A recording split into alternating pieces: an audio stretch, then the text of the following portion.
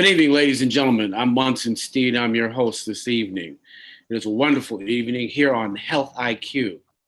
For all of you who are wondering what's going on, this is Recovery Month. Recovery is definitely possible. The faces you see are a true tribute to what is happening in the lives of those who meet, both Willie Pearl, Mark, and George. So, from Minnesota, MSP, Recovery, we want to talk this evening about the new recovery model as it relates to opiates.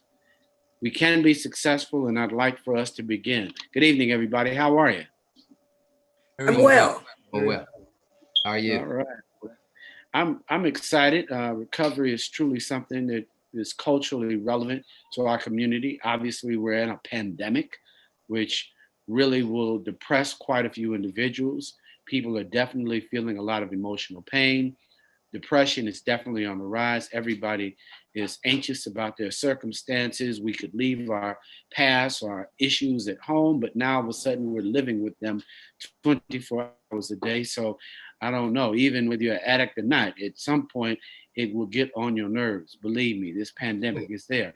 But for others who are out of work, for individuals who have had surgery, those who have never met recovery or had the opportunity, we definitely want to talk about it. But opiates are real for our community. It is not something that doesn't affect our community, just in more cultural ways. So I'm really proud this evening, Mark and Willie Pearl, to give face to the issue, bring issues like this to the forefront here on Health IQ. I want to start with you, Willie Pearl, introducing yourself to our audience, if you would, for 2 minutes, and then we'll go to Mark and then to George Lewis.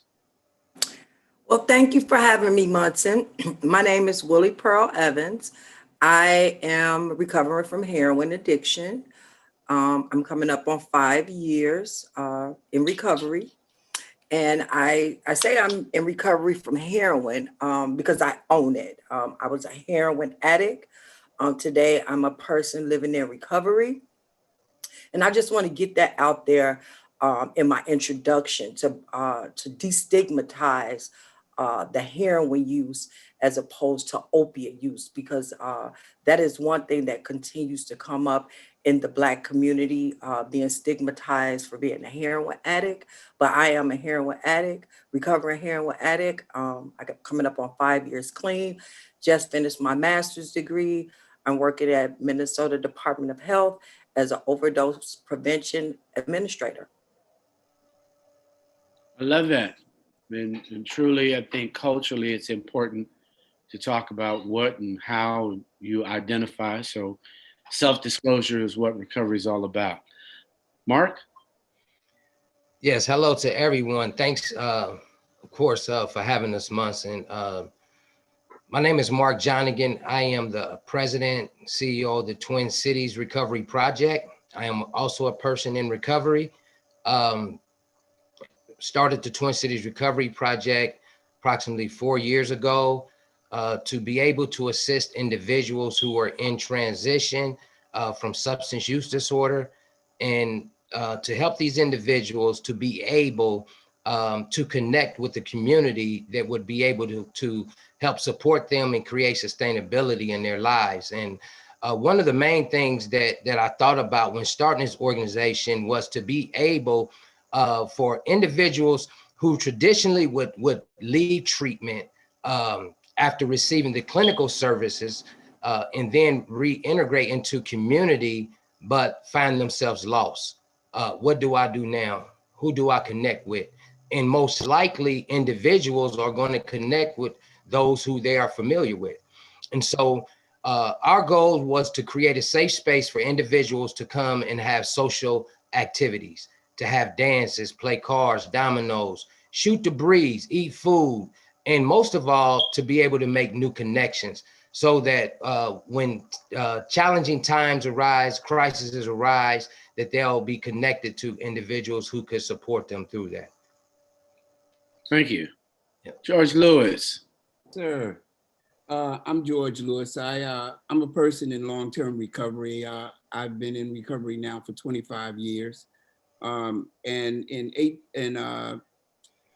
In 2012, I founded Motivational Consulting. We provide services to treatment centers through lectures, through trainings, staff trainings, primarily around recovery for the lectures, but the trainings are really geared to professionals, not just counselors, not just people who serve the recovery community. We also work with teachers, clinicians, and people who provide services in the mental health field. What we do in the training part of this is in the 20 years of working in the recovery community, I noticed that many of the providers of the services that we seek don't look like us. And so one of the things that I noticed is that it wasn't that the white counselors and providers didn't want to provide services for us or didn't want to provide great services for us. They just could not bridge that communications gap. So we started providing training to help bridge the communications gap so the professionals who don't look like us could learn how to talk to us and provide us with the information we needed in order to recover and get mentally fit. So I've been doing that now for about 20 years and have been serving the Twin City area, suburbs, and now some of the outer cities with our lecturing services. We now employ something like 12 different lecturers to go out into the communities wherever we're needed. So that's what I've been doing with my time. Sounds like a heavy service and a beautiful opportunity for cultural relevance to come through. When you think about addiction, you think about opiate, I think that brings us to our first kind of question and conversation. Black cultural differences as it relates to heroin addiction, opiate addiction, cocaine addiction. In this particular case, we'll leave it with heroin and different opiates. So as it relates to the cultural differences that you understand, experienced, what would you define them as, Willie Mae, particularly as it relates to Minnesota? It's Willie Pearl. Willie Pearl. And from my experience, I will say recovery is a social experience. And as we have seen the social experiences of Black Minnesotans recently in the news, Minnesota has not invested in the Black community. And so that is unacceptable. And so when you connect that with recovery, we have a lack of investment in Black recovery. And over these past 5 years, what I have been doing is I have been elevating the Black recovery narrative, showing up in several spaces, being bold. My name is Willie Pearl. I'm a heroin addict and I own it. And I say that to say, because, this opioid crisis became a crisis when it showed up in Main Street America. It was not a crisis in 1980, 90 in Chicago or in Minneapolis. So I say that to say Minnesota, this is a treatment industry state, but we invest in treatment, but we do not invest in recovery. And recovery is a process. This is your life. So Minnesota, we need to invest more in the Black culture as well as the Black recovery experience, because that looks different for everyone. That's powerful, Willie Pearl. Thank you. You're welcome. The insights, though, are cultural differences. Mark, can you expound on some of the cultural differences? I understand the investment, that is key, but they're just cultural dynamics that are different for a heroin addict to self-identify, and culturally, what is that experience like there in Minnesota? So when you talk about cultural differences, I mean, we have to address the many disparities. One, understanding that Minnesota ranks second in regards to racial disparities in the nation. Therefore, the cultural differences really, we're challenged different, right? Economic statuses,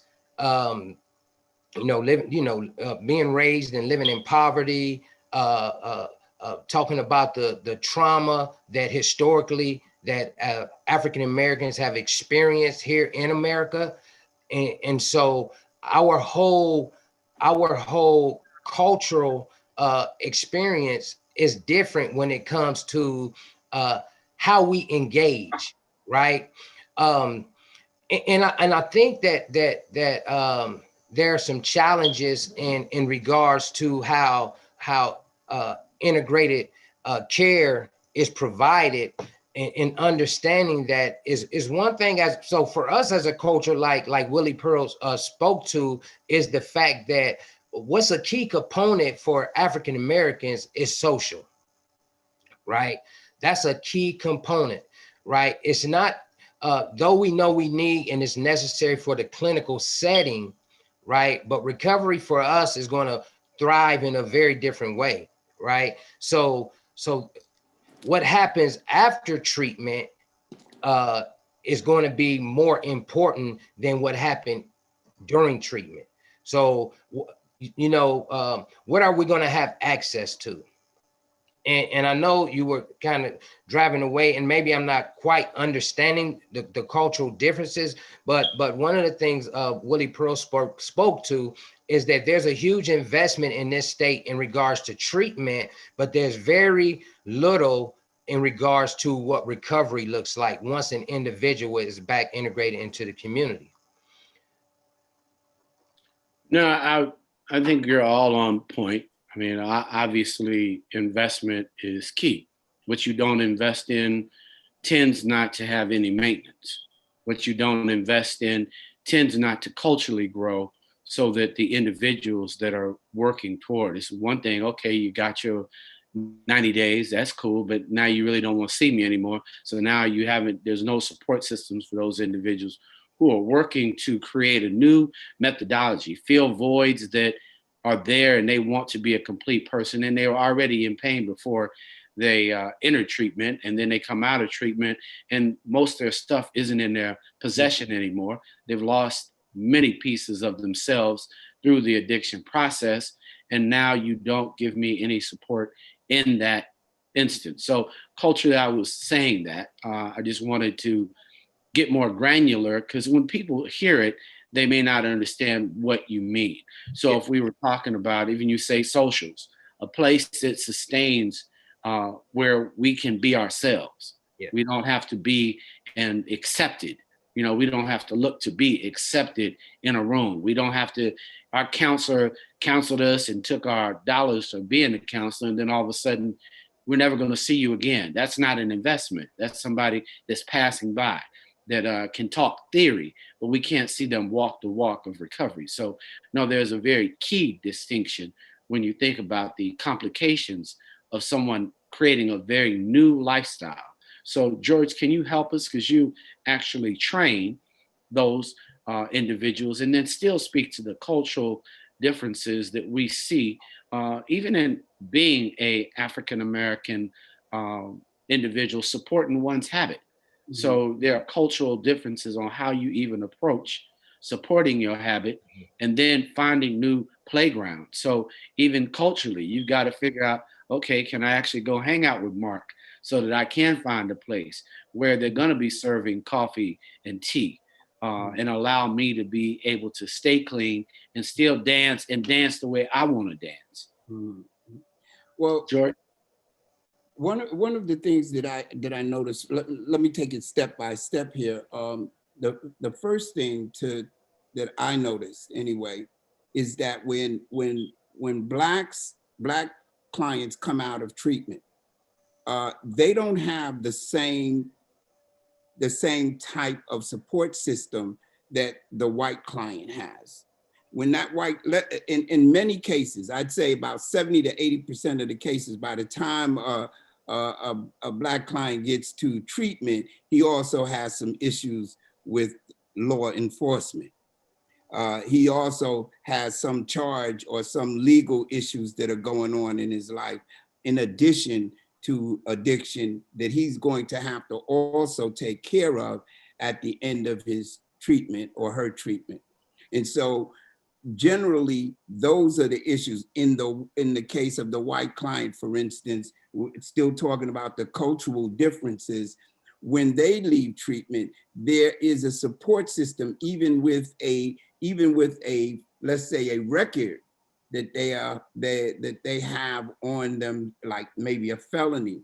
It is still a lot easier for them to find work and to find housing than it is for the Black client who comes out with that same type of felony. And so the Black client coming out of treatment is now faced with the dilemma of trying to find housing, a job, as well as staying clean, which makes it even a harder task to stay clean, because those are the stressors that will create the conditions for a person to go back to what he or she knows, meaning they return to what, if they can't find a job, if they can't find a place to live, if they need money, they go back to how they made money prior to their treatment. And in many cases, I've spoken to many Black men and women coming out of treatment and run into them again, going through treatment again. And it's usually because they're forced to go back to a lifestyle that at least can give them a bed and some food and a place to stay over a short period of time. So the cultural difference is that that Black clients staying clean come out with a much weaker support system in Minnesota than white clients come out with. So that seems, just, can I take one more minute real quickly? I was doing a group, and while I was doing the group, I asked, it was a number of men and women in the group, Black and white and Latinos.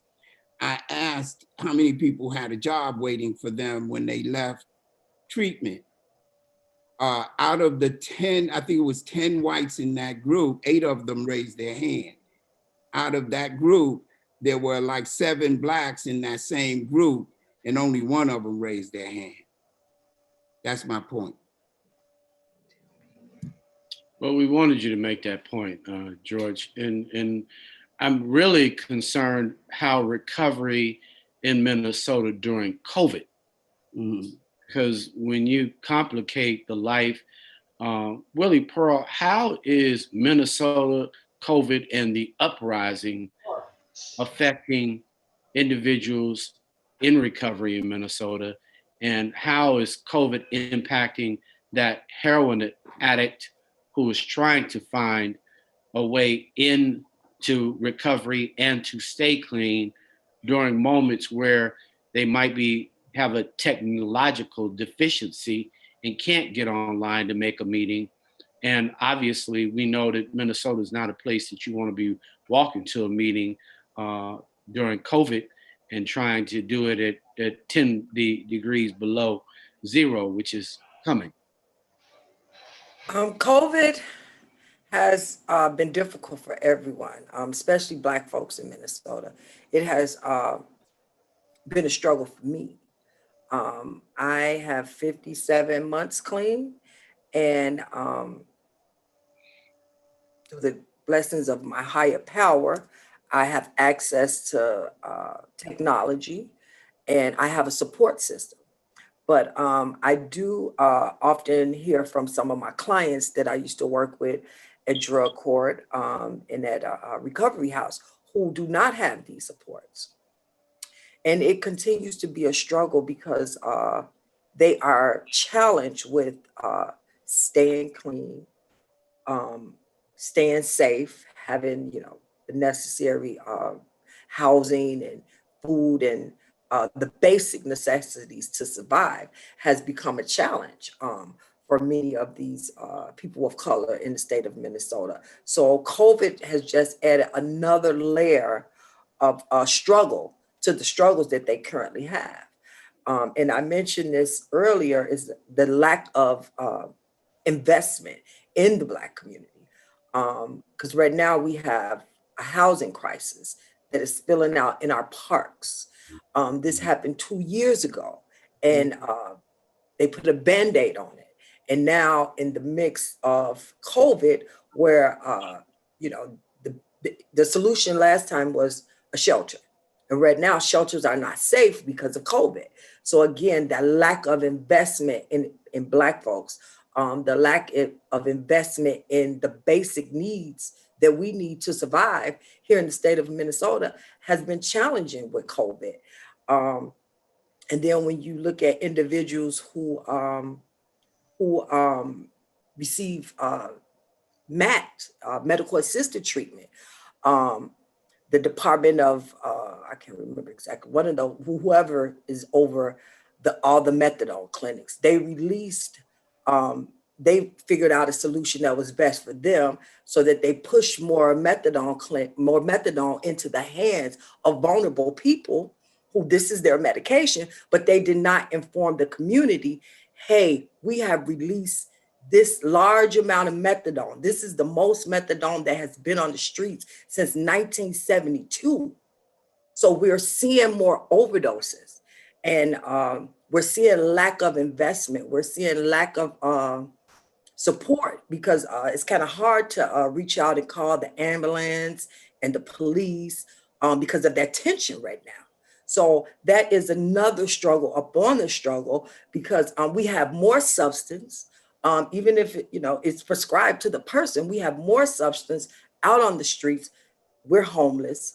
We have to stay social distance. We don't have places to stay, and so the solutions that our state continues to come up with is always a shelter. A shelter is not the best option. We need to be creative and think of some long-term solutions and some long-term investments to support our Black people who are struggling, who are trying to practice harm reduction and take their mat. But maybe their mat was stolen because they live in a tent over in PV Park. So we in the way that these institutions communicate to Black folks, it is unacceptable. No one contacted the Black leaders and said, the NAACP, the Urban League, and said, we are releasing an additional opioid on your community. And we not telling y'all, we not investing on Narcan, we're just releasing it because of COVID.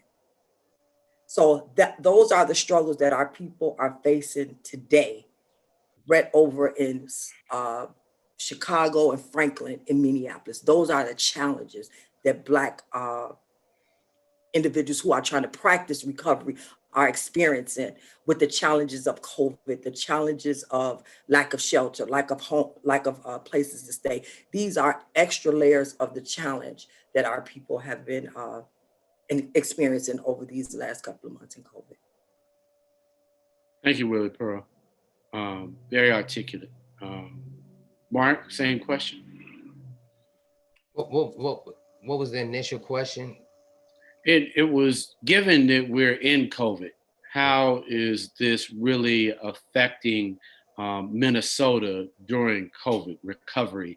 And for those individuals that are, in recovery from an opiate or heroin, or now just seeking recovery, period, but they're in COVID in Minnesota. Yeah, it's traumatizing, right? I remember when we really first entered into COVID, and I started to think about the characteristics that COVID placed upon our community when you're talking about dissocialization versus socialization, which creates the stability for individuals who are in recovery. So it's the very opposite, right? So the first thing we do is we try to connect individuals in recovery.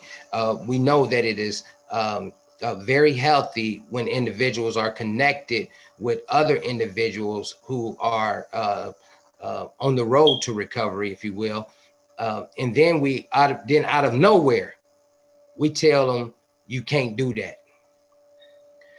So you're talking about trauma, right? And so And then we see the uprise. I was on a call the other day with an organization who I'm in do some work with, serving their population.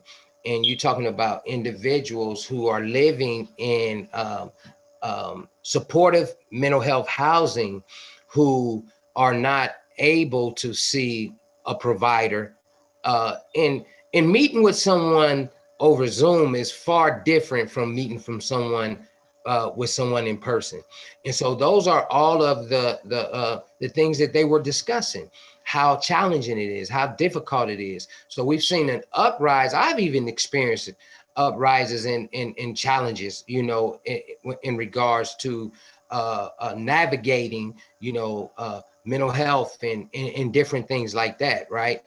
And so, as a matter of fact, the murder rate, we have had more homicides during COVID than we have had traditionally in this state, right?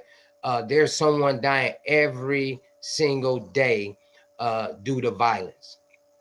And because we don't have the proper supports, and it doesn't seem as though the system is geared toward aiding our community. I can, ever since COVID, I can walk out my door and go down 4 blocks, and right in the slam of COVID, when there were individuals dropping by the hundreds and thousands nationally, there was a, if you will, there was a party going on the block down here with 200 to 300 individuals who had no clue of being properly educated.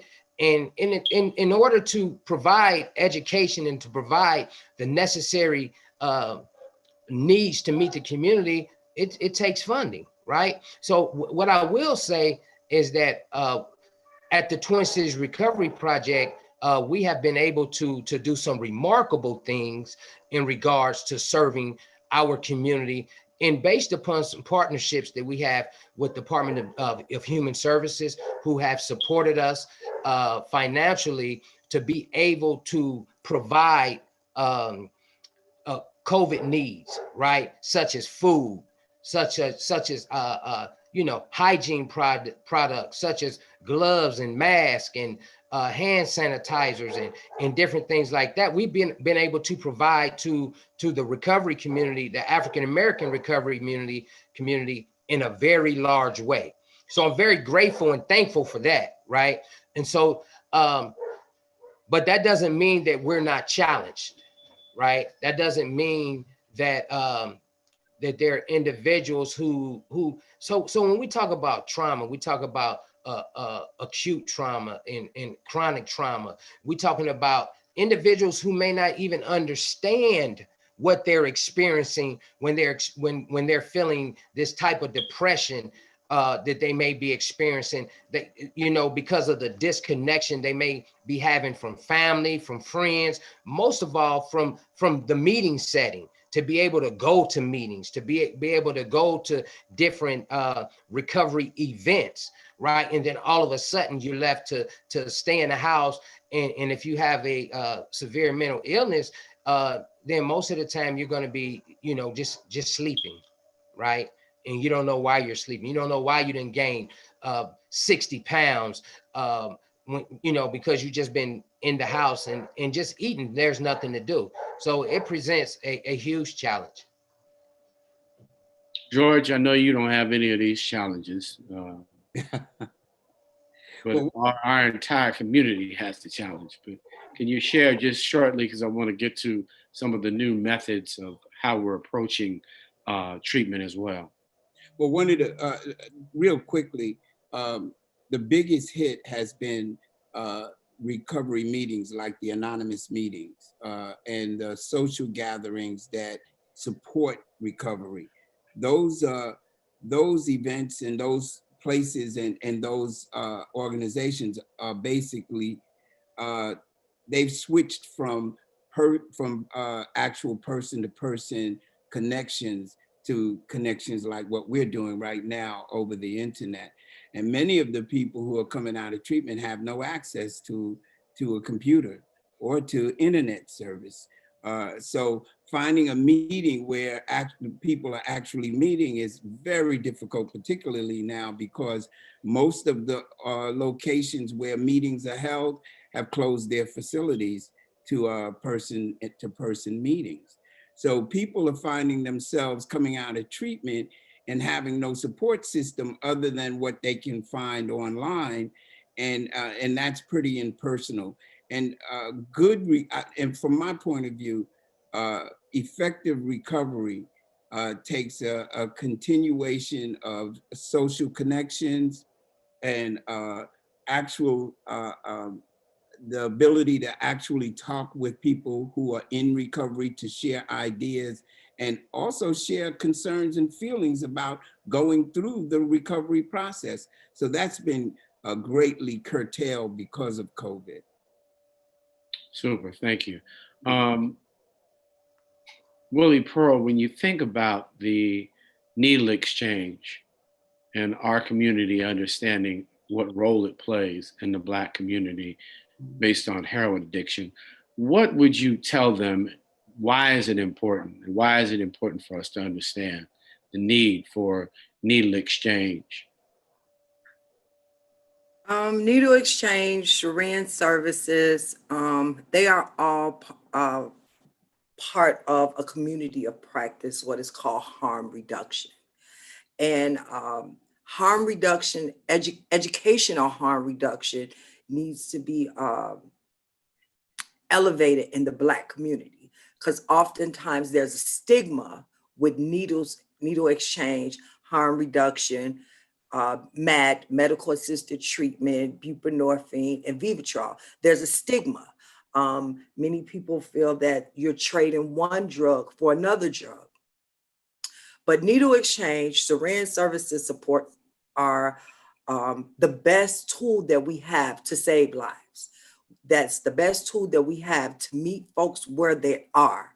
Because right now, speaking of the challenges that we just mentioned, everybody is not able to transition into move directly into treatment right now. They're not ready. So needle exchange and syringe services are a tool that saves our lives. And it also reduces HIV infection. It also reduces hepatitis? I think it's hepatitis infection. So it is a tool that we have that we can utilize so that we reduce, so that we're moving towards health equity, like the organizations that provide these needle exchanges and syringe services and MAT. Many of those organizations are now also providing uh, uh, uh, basic needs services. And they're also having conversations and listening to their clients so that we are moving slowly towards what we would consider health equity. And this needle exchange, we need to continue to have these conversations in the Black community so that we can destigmatize people who use needles, who use needles to shoot their heroin. Because when I was using heroin, it was stigmatized if you used a needle. And so as a Black person, as a person recovering from heroin and a person that owns it, I want everyone to know out there, if you're Black and you're using heroin and you're using needles, go get you some clean needles. It'll save your life.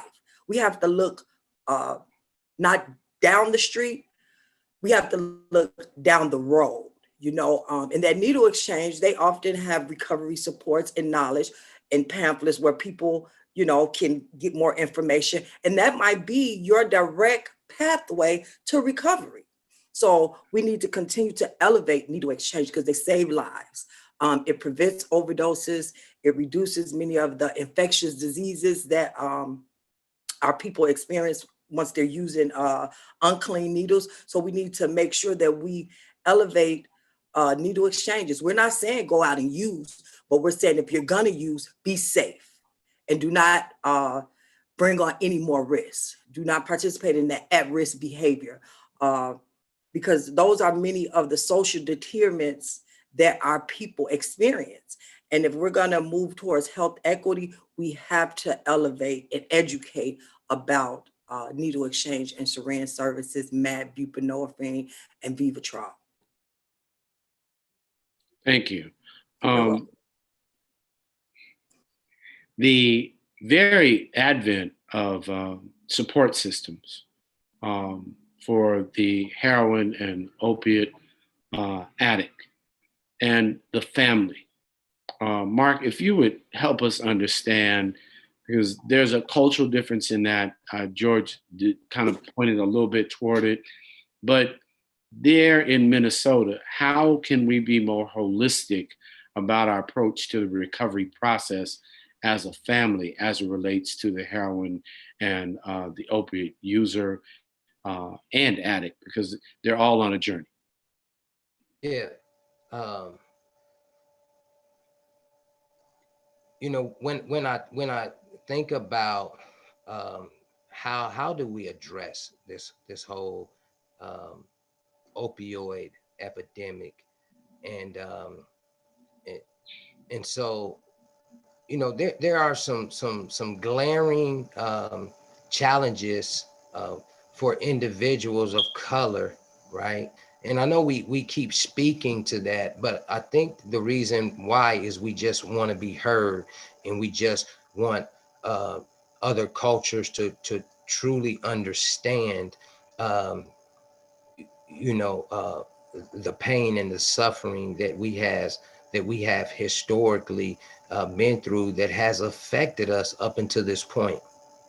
And so when I think about the fact that the criminalization that has been placed upon the African American community, all the way so the whole opioid epidemic, we've been having an opioid epidemic.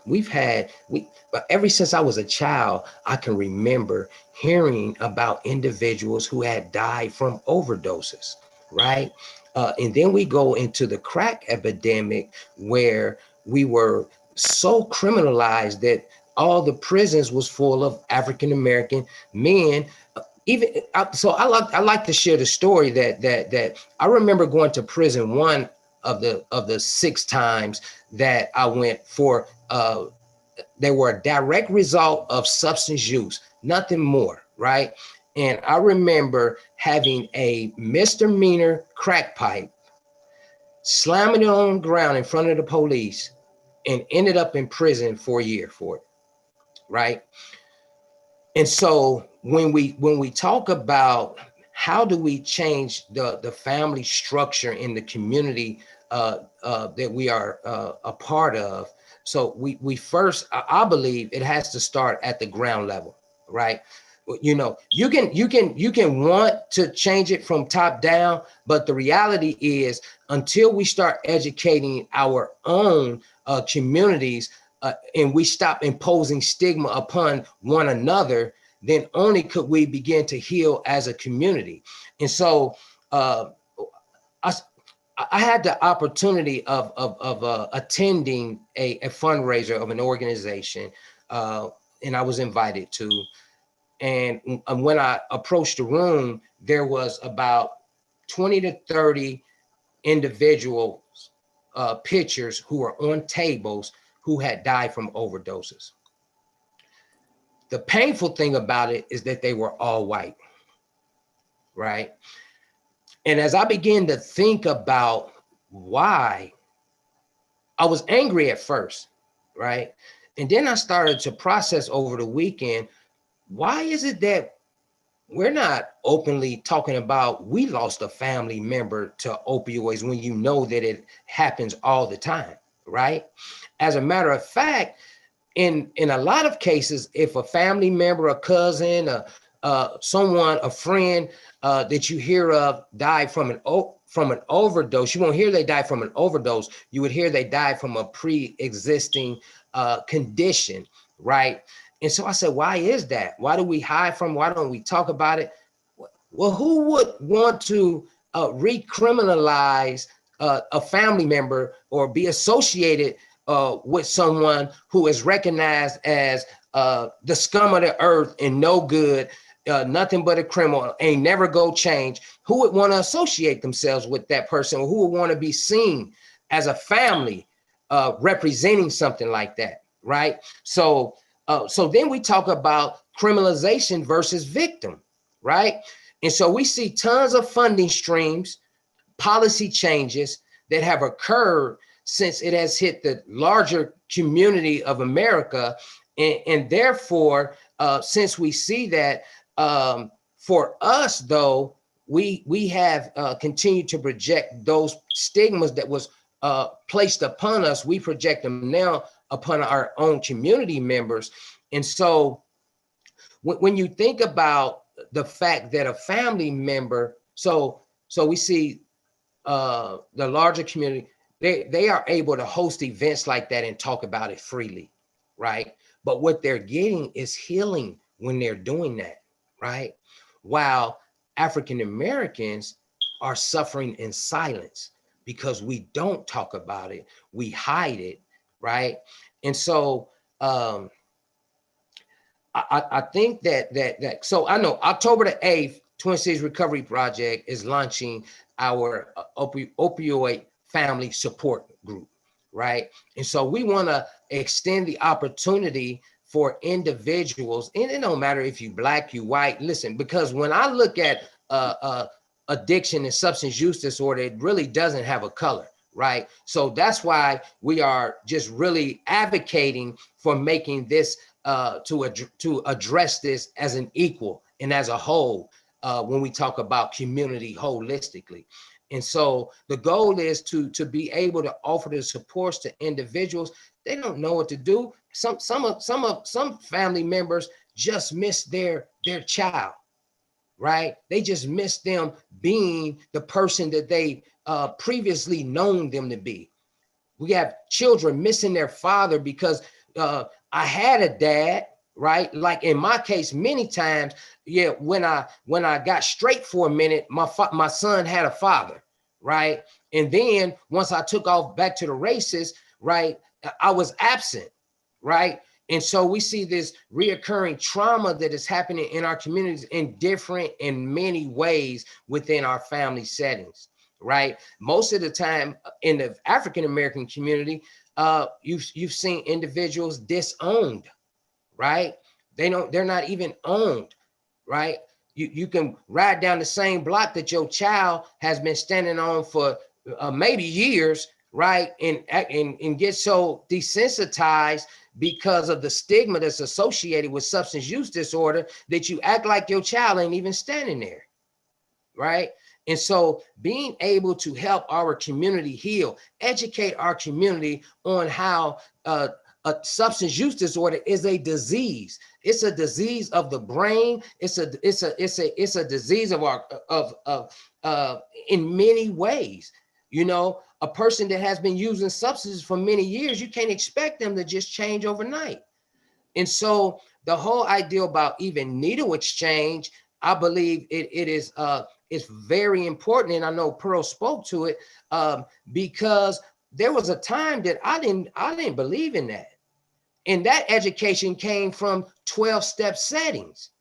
And so we find that even in 12-step settings that we will re-traumatize individuals and stigmatize them because they may not have got it the first time, the second time, or the third time like you may have. But where is the love? Where is the support? Because that's what helped individuals heal, when they are unconditionally loved and accepted and received, because they already have super low self-esteem and have no identification of who they are really. That's the reason they turn to substances, to fill the void that you talked about in the beginning, right? So there's a lot of opportunity for us to begin to do work in our own community, rather than always expecting the help to come from outside of the community. So we have to start to educate ourselves and reverse the stigma that we placed upon our own family members and community members in regards to substance use disorder. I can't even hear no more. No, it's okay. It brings us to another question, George. Many people in our community don't know how to do an intervention or start the process of intervention, George, to be able to at least begin to go down, or even, as Willie Pearl was saying, get them on a journey toward. So if you know the person is shooting dope, at least let them know what a needle exchange is and drop them off, versus watch their arm blow up from them using a dull needle or somebody else's needle and bringing hepatitis in the family setting.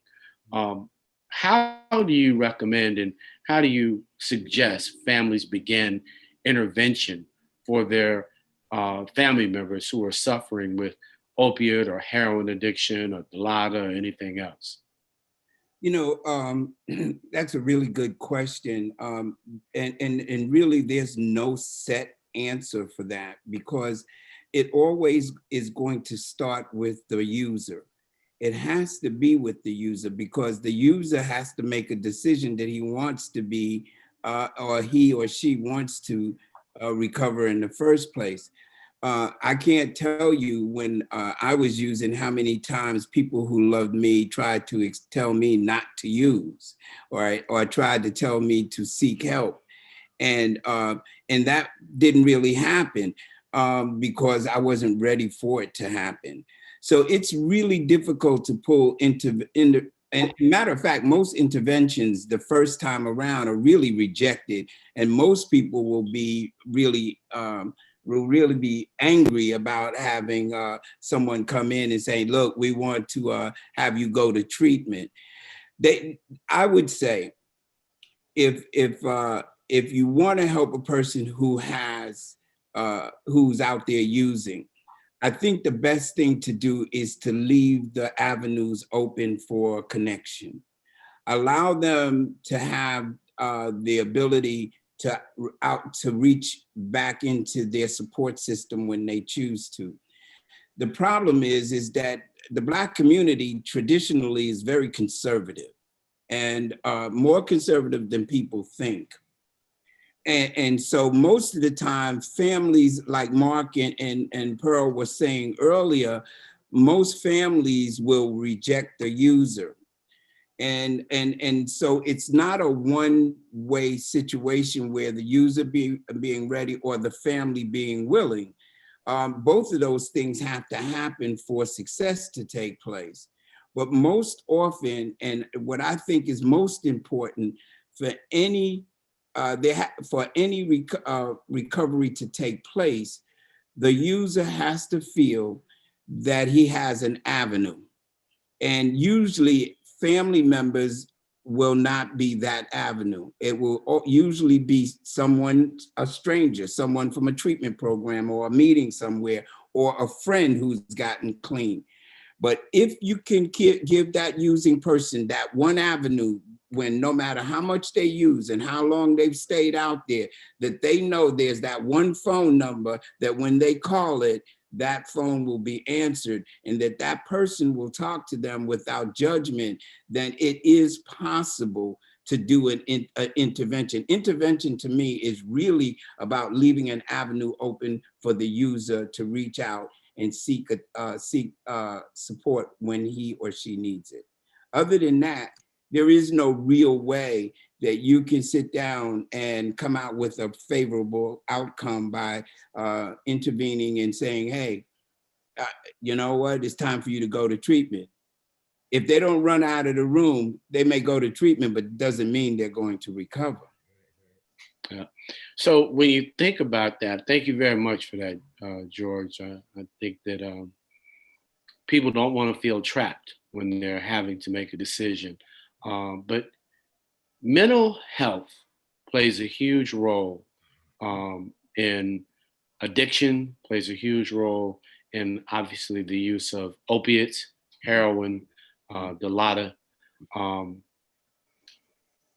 Willie Pearl, what do you see mental health playing, and how do you see mental health playing a role as it relates to heroin addiction? Um, I want to touch on one subject before Mark mentioned the stigma in the family and the stigma coming out in spaces about being in recovery from heroin. And what I have done is I've been elevating the Black recovery narrative and owning that I am addict. I used heroin, and to destigmatize that. And I wanted to say that because I showed up boldly in several spaces, legislative spaces, unwelcome spaces, white spaces, and made it perfectly clear. My Black recovery story is just as important as everybody else's recovery story. And so to link that to mental health, I did not get an exact mental health diagnosis, but I would consider when I was using substance that I wasn't emotionally stable. And so for me, pulling together a team, a mental, what is the person? Addiction therapist, a primary care doctor, my methadone clinic, and I had a therapist that dealt with sexual trauma because I experienced some sexual trauma when I was a kid. So I laid it all out on the table, but no one prepared this for me. No one said, well, Willie Pearl, this is all the things that you needed. I knew what I needed. So I went out and I pulled this team together to deal with my emotion, what had brought me to this substance use. So that's one way that I worked on my mental health. And I continue to work on my mental health with a therapist today. Because at one time I had two therapists, one tapering me off of methadone and the other to deal with my sexual traumas that I had experienced as a kid. And as I continue to navigate those spaces over the last 5 years, I believe I arrived at a mentally safe, well, healthy point in my life. I was able to confront one of my abusers, which was a family member, and let him know, I'm no longer your victim. And then recently I wrote a letter maybe 3 years ago when I first started my mental health therapy with a sexual therapist. I wrote a letter to another one of my victims, and I was not able to reach him, was able to reach him within the last 2 or 3 weeks. And I was able to let him know I did not appreciate that. That was not cool. And he's currently incarcerated. So the conversation went, a little different than what it would have went if he was on the streets. But I felt youthful. I felt whole. I released all of that energy. And no one came to me and said, Willie Pearl, we can work with this. We can find these services that you need. I had to go out and find those services for myself. And that's one disconnect that I see in the state of Minnesota, particularly for my son who has substance abuse, mental health, and continuously to be incarcerated. They want to push all these pills on him, but they do not want to get to the root of the problem. So like George mentioned earlier, they do not know how to communicate with us. Neither the therapists or the mental health people. We have to tell them, this is what I need. Now you do your profession and help me get to a mental stable place. And that's what worked for me in my mental health. I did not have a direct mental health diagnosis, but I knew that there was something else inside of me that was not well at the time. Thank you. We've got about 8 minutes, and I need about 2 minutes to close out on the journey with opiates, heroin, and addiction this recovery month in Minnesota. A message of hope and understanding, if you would start us off, Mark. Message of hope and understanding. I would say that even as we are continuing seeking our personal recovery, as I'm continuing to seek my personal recovery and holistically looking to support individuals along the path of recovery, that as a whole, I think that as a community, when I'm talking about community, I'm talking about the state of Minnesota, right? Understanding this, that the challenges are sometimes more semantics, that, you know, they're misunderstandings, right? Cultural diversities. And I think that the point I would like to get across is that we definitely understand that there's a need for all individuals, human beings, to connect, whatever the color of your skin is, right? But because when someone shows up at my door, right, the first thing I'm not looking at is if they're white or if they're black. I'm looking at how we can connect them to a peer support specialist who could support them in their journey, right? And we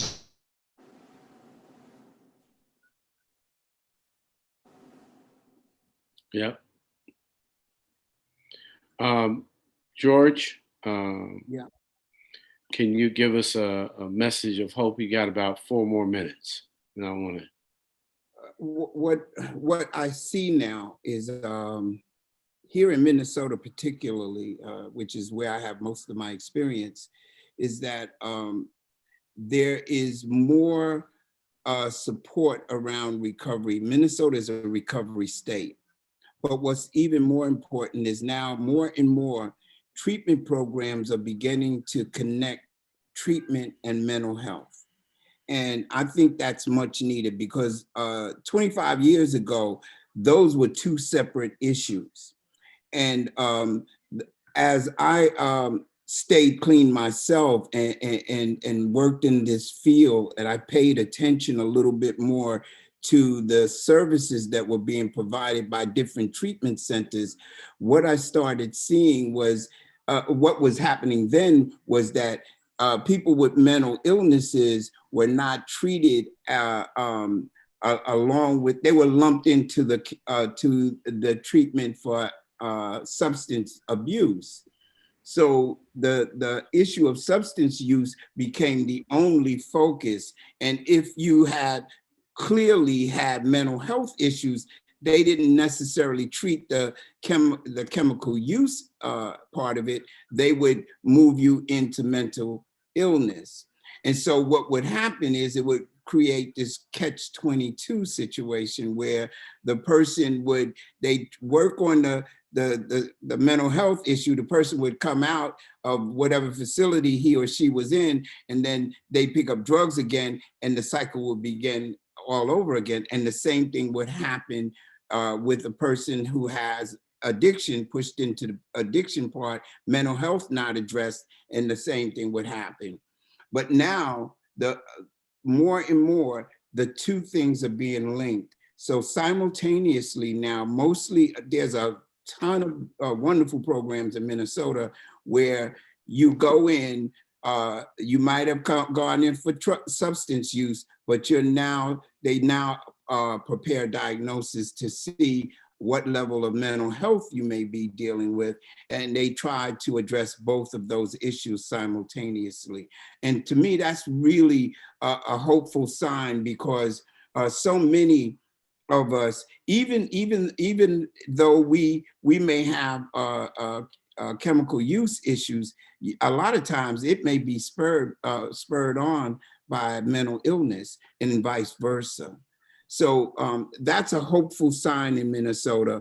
Also, too, what I'm beginning to see is that more and more the professionals are beginning to understand that there is a cultural difference between the way Black people see the world as opposed to the way Europeans see the world. And so that is beginning, and that actually is the reason why I do the work that I do. And fortunately, it's beginning to have an impact, not just about me having the impact, but the impact of people becoming aware that being Black in a white society means that quite often we don't see the world the same way our white counterparts see it. And thus we don't receive information in the same way. And so they're beginning to recognize that they don't necessarily have a whole lot of remedies for it, but they're beginning to see that that's an issue, and which has made it important for me to do the work that I think that I'm doing the way that I think it can be done. Super. We've got one more minute, Willie Pearl, maybe two for you, Willie Pearl. Little hope for those who are in COVID in Minnesota, who are definitely working during Recovery Month to, address their mental stability, the road to recovery. A little hope. My message would be to reach out to some of the bigger organizations like the Hennepin counties, the North Points, the NAC, and get as many services as you possibly can. And if you are in need of harm reduction or MAT, just be a little bold and just, share it with a provider, because right now is not the time to hold this back. And I want to celebrate everyone that's on the line that is celebrating recovery this month. And that's my message. Super.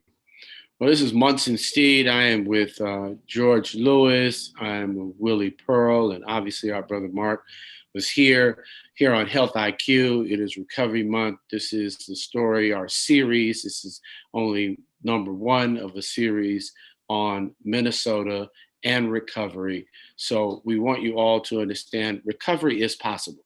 So do not lose hope, do not judge, and understand we all are recovering from something each and every day. Yours might not be heroin, it might not be anything but food or just the need to be liked. I'm Munson Steed, and we want to thank you for watching Health IQ here on Rolling Out.